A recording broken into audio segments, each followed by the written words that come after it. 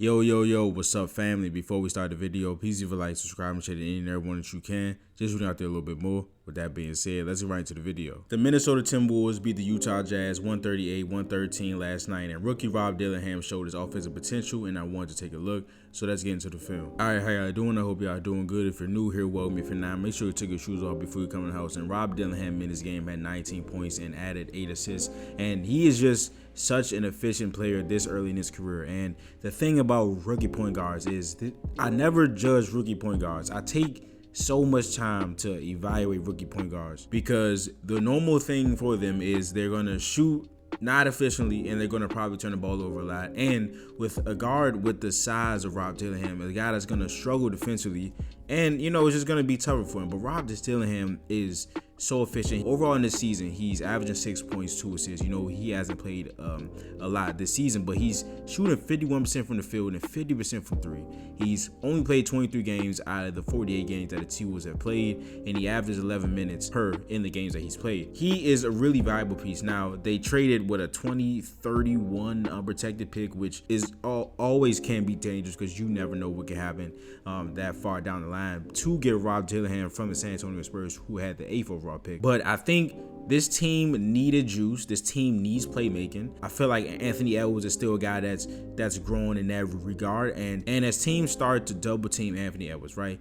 He had a press conference where he was like, yeah, it's boring getting double teamed, blah, blah, blah. I don't want to keep passing. Well, that just means teams are going to keep doing it. But now if you have guys to make teams pay, right? Rob Dillingham being as efficient as he is this early on in his career, like, it really helps them with coming out of double teams, swinging it to extra passes, or just swinging it right to Rob Dillingham off of the double team or the traps. He can really be effective, and he knocks down the three here. All right, so this is some of the stuff that you're going to get with Rob, right? So he's right here guarding Isaiah Collier. He's going to get cut on, of course, but this is why you have Rudy Gobert, a guy that can really help you when guys get cut on. He can erase mistakes. But what I will say is Rob Dillingham, he has that quickness on the offensive side of the ball, right? He is a guy that is uber quick. He has a quick first step, lightning quick first step. He has the burst to get past guys, and his unorthodox type of dribbling style is really good. But he is really using that quickness on the ball defensively. Like, he is staying in front of guys. Of course, he's not going to be able to wall guys up, you know what I'm saying? But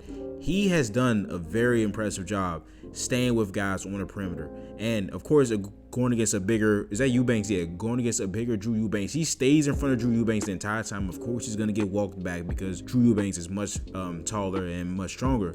But he walls him up, force him to do a slow Euro step with Rudy as the backline defender. That's a block. And of course, we know what he does on the offense side of the ball. And we have Anthony Edwards. He's going to drive. You see the help there by Isaiah Collier. He's in help position. He has to give the ball off to Rob Dillingham with low shot clock, but you know that he can create in the drive here.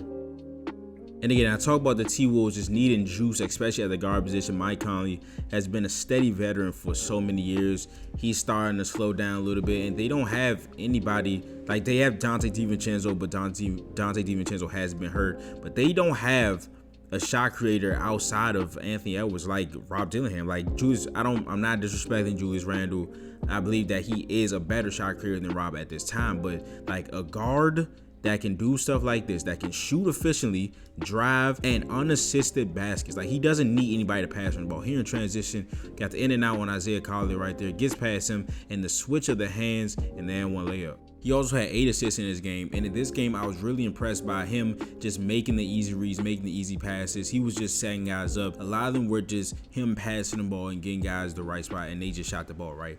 But, of course, you have the more creative assists. You have the high-value assists where he's creating things for the person he's passing to. So you have the reject cross right there, and then you got Luka Garza popping out. He's a big that can shoot. But since he's putting so much pressure, since he reject the screen and has Jordan Clarkson behind him, Drew Eubanks, he goes into Drew Eubanks. He has to pick up and the pass to Luka Garza for the pick and pop three.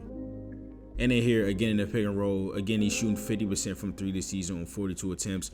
Rob Dillingham, and I talked about the unassisted factor with Rob. Like, he can really create for himself at any point and anywhere on the floor. He is in a 99th percentile and unassisted threes made from above the break. And him being this efficient with the ball in his hands this early on is scary.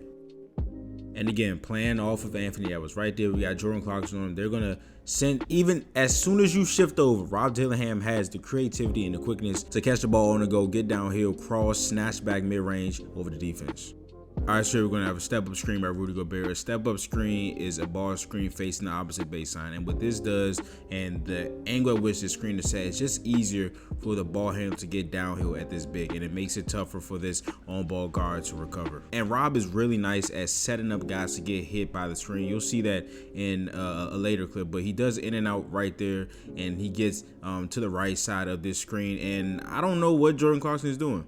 Like, this is a nice read by Rob, but Jordan Clarkson just legit walks away from the corner and throws his hands up like he's partying in the USA. I'm not sure this is still a good read by Rob, but is this Jazz tank job? I'm not sure. But I mean, I know why he's there. He's a tag man on Rudy, but I feel like Eubanks could have played this a little bit better and he didn't have to like legit leave Nikhil that early, but it is what it is. Good pass to the corner by Rob and a 3.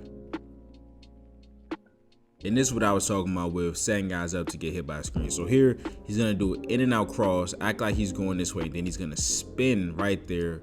Isaiah Collier hits the Rudy Gobert screen. And then he shows the patience here, gets a floater in the pick and roll. And again, he can punish any switch with his quickness, his quick first step, his handle to get by guys and get to the rim where he's finishing well this season. Or he can use that quick trigger. Again, another unassisted above the big 3 for Rob Dillingham. All right, so for the last play, we got some good action by the Timberwolves. We got this play starting up with Rob Dillingham getting the ball. Then we got some get action between him and Luka Garza. Get action is just exactly what it sounds like. You pass the ball to somebody and you immediately go get it for a dribble handoff. Then this sets up the stagger twirl action. So there are 2 parts to this, right? Stagger is two types of off-ball screens. So it's the exact same off-ball screen set with just a little bit of space in between them. So you see Joe Ingles and Luka Garza are facing the exact same way. They're gonna set these 2 screens for Josh Minot to come out. But the stagger, the twirl part of this is we're gonna have Josh. He's gonna look like he's coming off both these screens, right? The twirl action is when he goes through and then Joe Ingles twirls and he comes off of this screen by Luka Garza. Now, this is the end of the game. They're in Utah, so they're trying to get Joe Ingles a shot. But this action just ends up getting wide open because Josh Minot twirls and he gets wide open at the rim. A nice pass by Rob Dillingham. But that is the video. If you enjoyed it, please leave a like, subscribe, and share it in there once you can. Just shoot out there a little bit more. And I will see you guys in the next video. This is Nick. Peace.